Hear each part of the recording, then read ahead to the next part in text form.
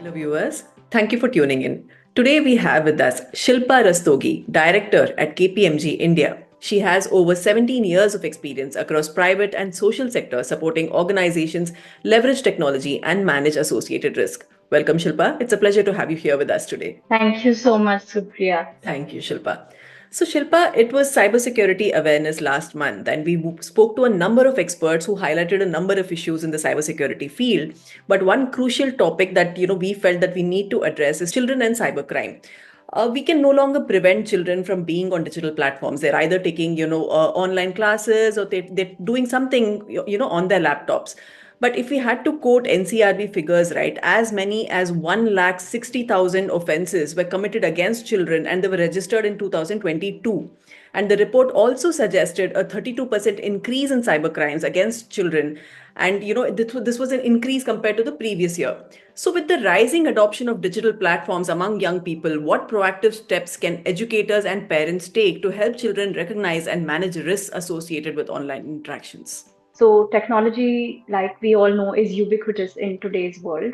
And children of today have used the same for their day to day learning, interacting with friends, family during the pandemic.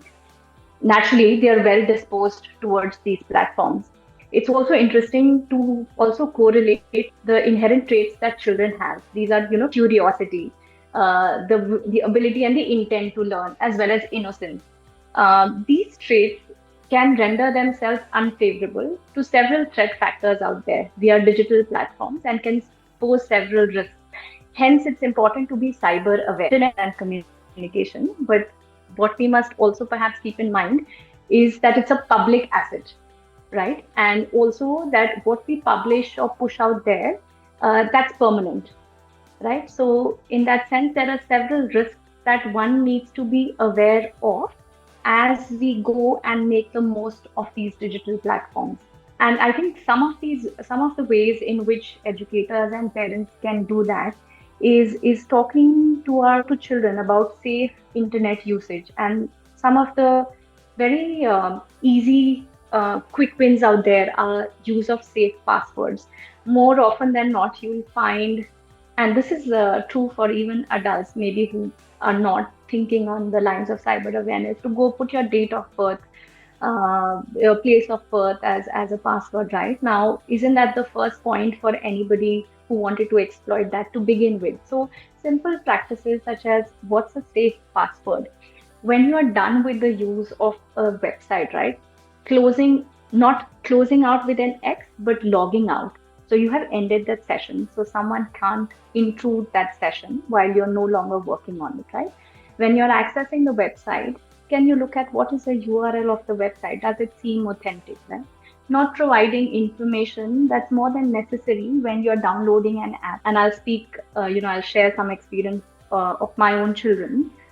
They went to Google Play and just decided to download apps. And as you would imagine, like they were okay with signing up for all the inherent sort of features that come in with that. So just taking a minute of being aware that don't give out anything that you don't need to, for you to still use and make the most of the knowledge and assets that are out there. Shilpa, you're right. I mean, you mentioned these things, and they seem like very simple, hygienic practices when it comes to online behavior. But most of us tend to ignore it. And you're so right about the password. I mean, it's the easiest thing to remember, putting a date of birth, but it's of course easy for the cyber criminals also to guess it. So another aspect, Shilpa, that I wanted to talk to you about is cyberbullying, right? And it happens a lot, and there's all forms of cyber crimes that are taking place in the name of cyberbullying, and catfishing is something that is there was a recent episode on Netflix that is everybody's talking about. So cyberbullying often leaves lasting impacts on a child's mental health. So what are some of the preventive strategies and support resources that are needed to help children, navigate these challenges?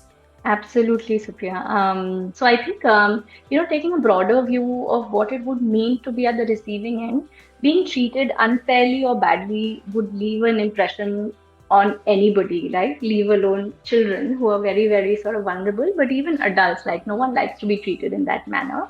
And on children, it can have a lasting impression, like you said, possibly impacting the way they have, their own self-image, and would probably paints the world in a certain way, right? Also, in tune with the busy times we all live in, unconsciously, possibly, we may be sending signals to the children that we are very busy and we are appearing unavailable, right? So knowing that, to prevent or create awareness and also mental resilience, right? Like, for example, most quite a few households will have a simple device like an Alexa and a Google Play, right? Like, how is it that you interact with them, let's say when they don't respond in the way you want, right? So, possibly everything is still received by a human in today's time at the end of the value chain. So, how would someone receiving that message feel? Like, Google, Alexa, you're not doing your job well. Secondly, it's permanent and will stay there. So there is need to display appropriate mannerisms.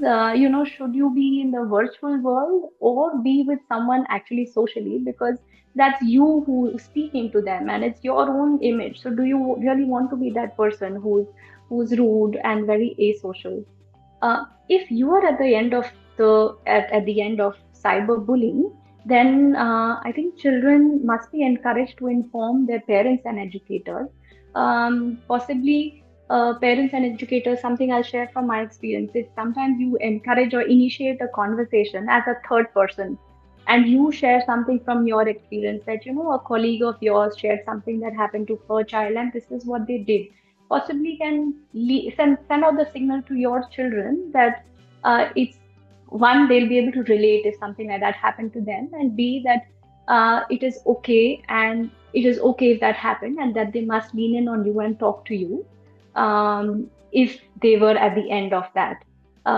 Internet is a public infrastructure, and I think the key message out there is that not everybody out there is a friend, though maybe approaching you as a friend request, right? So accepting requests or engaging with people one doesn't know must be discouraged with reasons of why. That's a very profound thought, Shilpa. I mean, the virtual world isn't really that different from a physical world, and we need to approach everybody with skepticism. That is something we need to teach them. And we feel that they're in front of the laptop, so we need not be so careful. But I think that is a thought that we need to put out there, that you have to be just as skeptical online as well. Thank you. That was a great thought.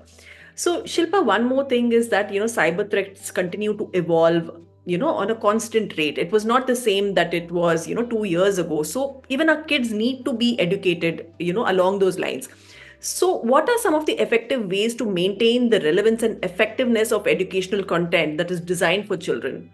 The world is changing, the internet is changing, the strategies by which possibly some of these cyber threats are evolving is also changing. So yes, it's very important to update the content, and also in a way that it's understandable by the user group, right? So it's not only relevant but also understandable. The bottom line is you want to encourage all users to make use of digital platforms. You don't want to leave them behind, but you also don't want to scare them, right? So while the content has to make way of, for example, deepfakes, AI increasingly as children are learning, the use of these. But also, if you were to sort of condense this content in a way that the children understand it, possibly gamifying them or having a quiz or making it competitive are some of the ways in which the educators and parents, possibly both, can help send the right messages of having them be smart users of the internet. And KPMG is doing a lot as far as educating children in cybersecurity is concerned. So, could you share some of the insights into KPMG's approach to fostering digital resilience in children, and in particularly helping them build confidence in navigating difficult online situations like cyberbullying? KPMG takes efforts towards fostering safe use of cyber for children as young as 7. And some of the messages we find that need reinforcement are related to, protecting your own online identity, safe use of gaming, smart use of your phone, not being a cyber bully, awareness of deep fakes to young users of the internet. With respect to cyberbullying, we educate the user group on three aspects. So one is, preventing such an occurrence, so you yourself not bullying others. not sharing anything that's hurtful towards anyone, enabling privacy settings in a safe manner, and engaging people with you don't know. So those are simple steps that you could take to prevent or be at the end, both, just awareness so you don't end up acting like that. So that's one. If you were at the receiving end of bullying, if that were to happen, the message is that don't further engage with the bully. You should stop that conversation right away. You should possibly block the bully so that there is no further messaging, and you are not there's no further damage done. If possible, record the event and take it to a trusted adult, so that the incident can be reported. Third, if you see it happen with someone else, right? So that's equally important. If your friend or some another user gets affected by that, again, record it to a trusted adult so that the adult can help you report it. So those are some messages, we take to the young users on preventing cyberbullying. That's absolutely wonderful, Shilpa. I must really congratulate you for it, because a corporate giant like KPMG has so much knowledge as far as topics like these are concerned, and you're educating our future, about these topics. So, how do you foresee partnerships between the corporate sector and educational institutions evolving to create a safer online environment for children? And what role does KPMG play in leading these collaborative efforts? Thank you, Supriya. Supriya, as a firm, what we want to do is promote trust in digital platforms, and a key element of this is being aware. So this, as a cause of cyber awareness, is very close to KPMG. And as we attempt to make the world a safe place in terms of digital platforms, we realize there are several threat factors, and we alone can't, make cyber usage safe. So that's the intent or the gist of us reaching out to young users between 7 to 17. And we do this year on year globally. Actually, this is the eighth such year where we, are celebrating cyber awareness program. So every year in October, we take sessions on cyber awareness for schools who may be interested. Actually, any school who is interested in KPMG delivering these messages to their children only has to reach out to us, and we mobilize the staff from our practice on digital trust and take the content to the school. We cover not only children, but we also have been and are happy to take the messages related to safe cyber usage for parents and educators. We also are looking at delivering this for our own office staff this year. We are also, when we look at children, there is also a subset within the children group, which is children with special needs. And these could be children with auditory impairment, visual impairment, and autism. We did some further work to understand that they are also using internet in their own safe way, and how vulnerable could this user group be to a fake call or some message, etc. So we've, as part of cyber awareness, we are taking messages to all of these user groups in the capacity that we can, and informing them about safe online usage. So this is about Cyber Month, which lasts all of October. Besides that, if there are educational institutes which are like, senior for higher studies, etc., if they do reach out to KPMG asking us to do a talk on cyber awareness, that's again something that we look forward to and use that as an instrument to again create awareness about safe cyber use. Yeah. It's wonderful, Shilpa. And, I must say it was a pleasure talking to you. And, thank you for bringing it out there that, cybersecurity isn't just the responsibility of the owners, doesn't just lie with one entity. It's a collective responsibility, right? So, educating school children is actually, it'll go a long way, because they are the future of, the workforce that will be there. And thank you so much for sharing, everything that you do for school children. And it was an absolute pleasure talking to you. Thank you, Supriya. I enjoyed the conversation as well. Thank you for hearing us out.